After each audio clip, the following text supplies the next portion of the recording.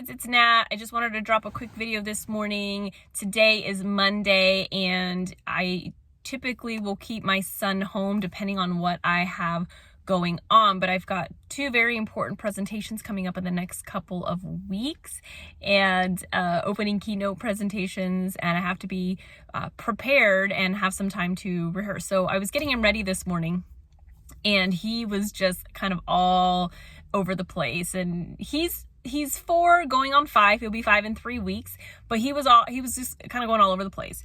And the thing that I realized is that, and the only reason I realized this, because this is a question I get asked a lot, that I was starting to get a little bit agitated, is because of the work that I have done, the mindfulness work, the meditation work, and then the mantra. So the 3 M's that I talk about quite a bit. And here's the thing, as I was helping him get ready, right? Because he can get ready on his own, but I'm helping him.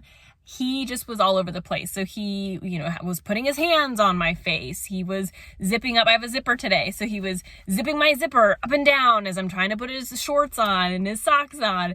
And, then we had to put his t-shirt on, and he just he needs to dive into his t-shirt. So he is just doing the most, being super excited, just being a kid. And I am wanting to just shake him and just be like, dude, come on, we've got to get going, focus, pay attention.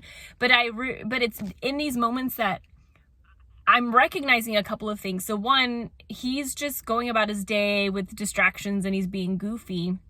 And for me, I'm trying to get him to stay focused, but he's derailing us, in my mind, from our plans to get ready for the day. That is our mission, get ready for the day and get out the door so I can get on with getting ready for my presentation. And he is deviating. So that is actually causing me to become agitated, to start getting irritated. And I'm feeling myself wanting to, right? That heat level is starting to rise, where I want to just, like I said, shake him and just be like, dude, Sullivan, what is going on? And instead, choosing in that moment to remind myself, look, take a breath. This is where we are at today. All right. Fighting him on it, getting upset about it is only going to turn the morning into a bad morning for me and for him. Why do that when I can just accept where we're at today? So accept the reality for what it is. Don't make it worse. Don't keep hoping it was different or better. Accept what it is. Breathe through it and just use those as opportunities to practice that muscle of being able to tolerate the discomfort, because it was very uncomfortable for me that he just kept derailing us from our plans, right? And that happens in everyday life. We have our meetings ready. It's on calendar. We have something we want to do. We're going to sit down and write that book, or we're going to get to the gym, but then something happens at work and you have to stay late, or something happened with your kid, so now you have to take time off work and you're going to get behind on a deadline because you have to go pick them up from school. It's those moments where we can just breathe through it and accept it and realize, look, this is what's happening right now and I can't change it, but I can accept it. I can breathe through it and say, okay, let's go.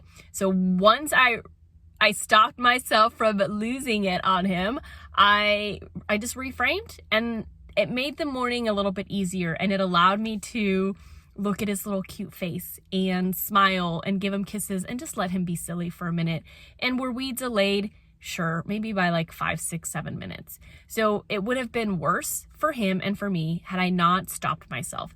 But I also say that to say, remember, you have to be practicing that muscle. So if you're not remembering to do other things to help you be more present and to self-regulate, like that breath work, the mindfulness, the meditation, and mantras, then those moments become harder and we miss those opportunities. So stay tuned for more videos like this. You know what I've got coming. If you are new, please subscribe. We talk all about how to reclaim power and control and joy over your own life, and more specifically, how to translate that into how you show up for work so that you can be a leader. You can stand at the forefront of where you work, regardless of the title, regardless of the pay scale. How you start showing up to work, where we spend all of our life, is going to trickle over into so many different areas of your life that you won't even recognize yourself. But we have to take those as an opportunity. We have to armor ourselves up,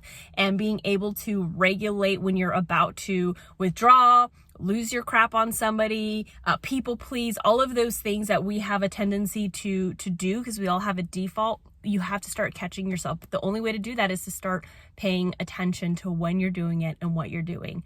So remember that you are still breathing if you're watching this video, which means you're alive and you're doing it, and life is going to be messy, but you are still breathing. You are here, and there's always another moment to choose something better and different.